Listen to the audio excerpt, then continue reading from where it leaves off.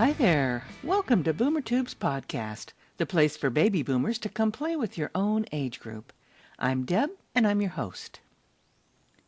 We did a podcast on hair a couple of years ago, and it was fun to reminisce about boomer hair and all those crazy styles we had.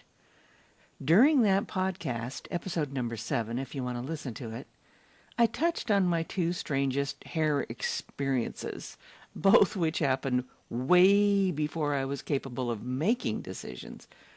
Mostly because I was 5. I had no clue.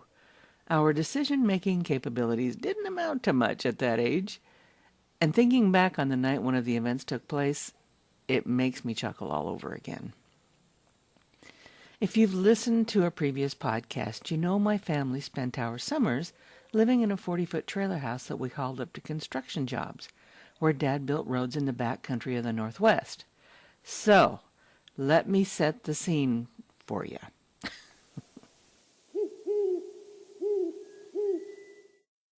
The date? Summer 1959. The place? A few miles outside Grangeville, a small mountain town in north-central Idaho. It was evening. Dinner was over and the dishes were done. It was getting late and almost time for bed. Mom told me to brush my teeth and get ready to take a bath. I always had long hair when I was little. Long, naturally curly, very blonde hair. My mom loved it. I went to the tiny bathroom in our trailer house and brushed my teeth, then picked up a hairbrush. I looked in the mirror at my long, tangled hair, ravaged from a hard day of playing outside. I had waded in the creek, caught frogs and minnows, dodged crawdads, built a couple of mud dams on the side of the creek, and picked some willows from a willow bush, all the while brushing my hair back and out of my face. Needless to say, after a childhood like that, I have an immune system that would make Iron Man proud.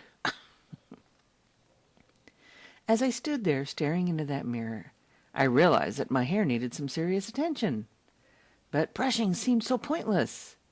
I thought of my dad, with his what could only be described as perpetually shiny, meticulous, light brown, wavy, post-World War II hair.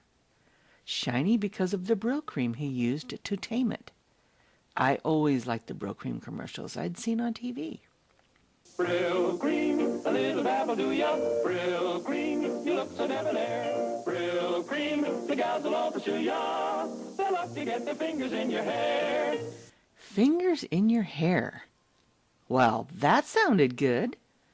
I'd like to be able to run my fingers through my hair, I thought to myself as I stared at the tangled mess. Brylcreem would work wonders for my hair. Because I was 5. So I got busy.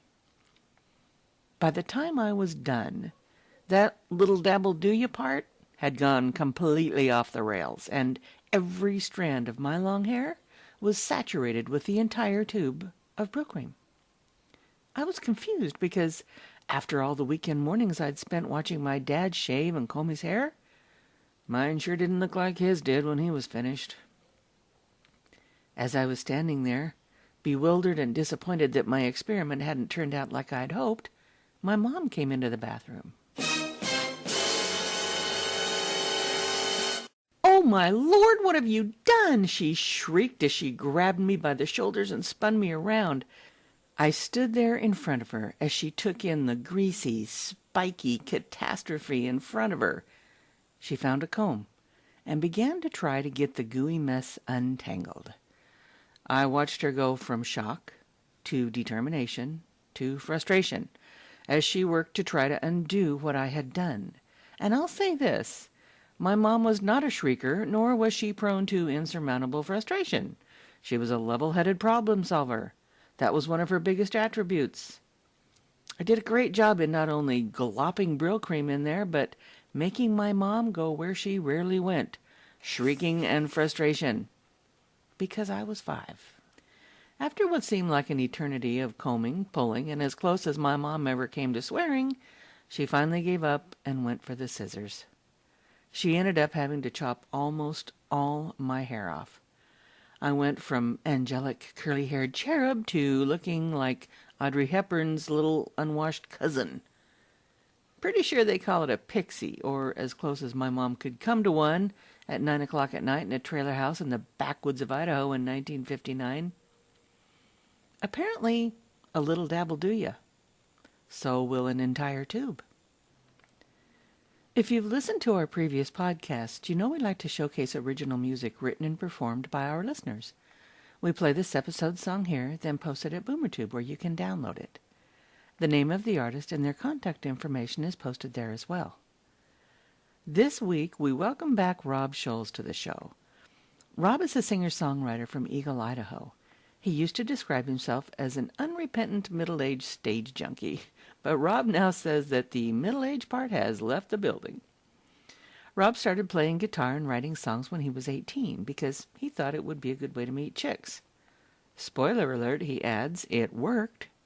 He then headlined his living room for the next 15 years.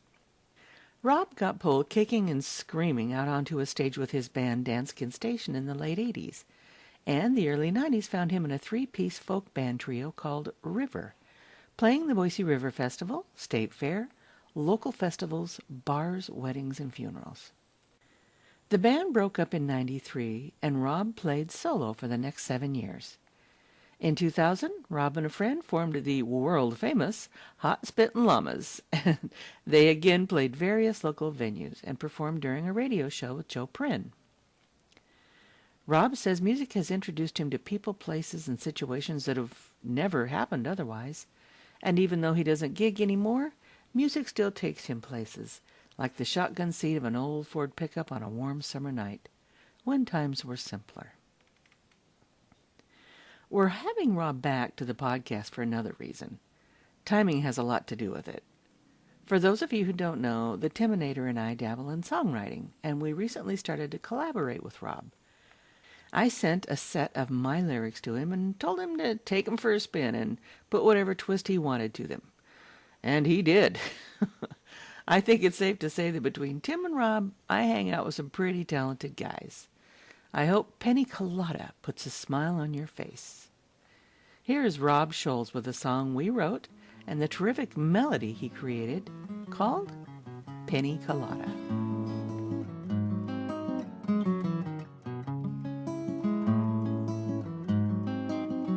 Oh, now it's springtime in the islands, sugar sand and ocean breeze. She wore a yellow dress that stopped a foot above her knees. She's playful fun and sparkled smile and a wicked clever wit. But suddenly my life turned upside down when the circus came to town.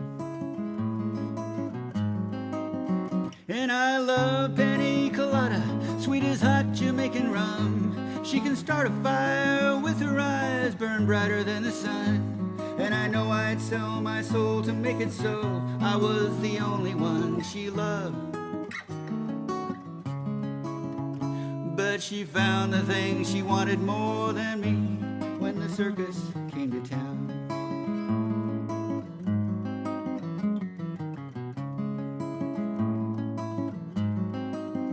Oh, she left hints of plenty, and I should have had a clue when I saw her shop on Amazon for size 27 shoe.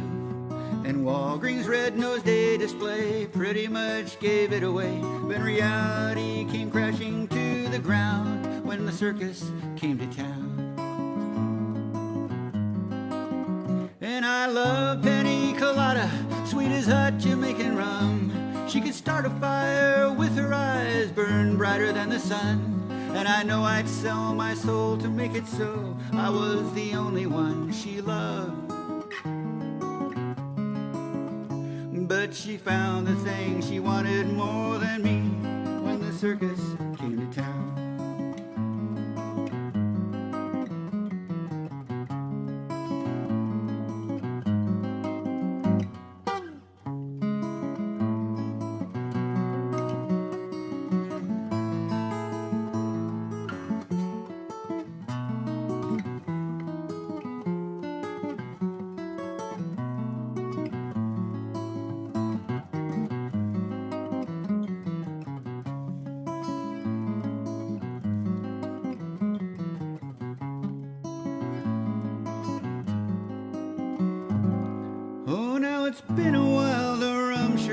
I'll probably be okay.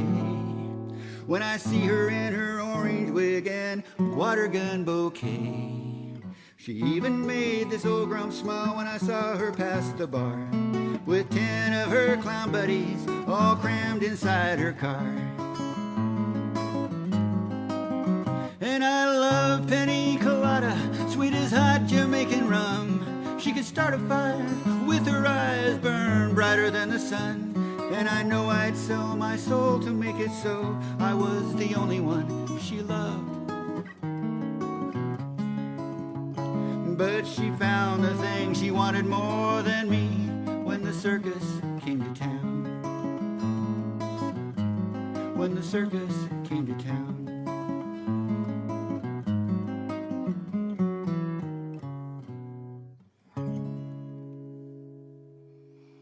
You just heard Penny Colada. A big thank you to Rob for the fun we had and all his work in making this song happen. We love to hear and play original music, so if you're an artist, I hope this inspires you to send us yours. We like to keep it classic, like rock, country, or the blues, but if you've got a tune representing another genre or an instrumental, we'd love to hear it. You'll find guidelines for submitting music to us at boomertube.com. Please make it a recording with a group or an instrument. Put on your best voice and let us help you showcase your work, because you never know who might be listening. Also, we would love to make your story a part of our podcast. If you have a unique, funny, or poignant anecdote about growing up, your teenage years, music, cars, dating, your parents, anything you think our listeners might enjoy, send it to us. We're boomers, and most of us were raised by the greatest generation, an exceptional group of people who deserve our enduring respect. And if you've enjoyed our podcast, it would mean a lot to us if you would share it with your friends and family. Once again, the website is boomertube.com, and you can email me at deb@boomertube.com. Thank you so much for listening. Until next time, come play with your own age group. Deb out.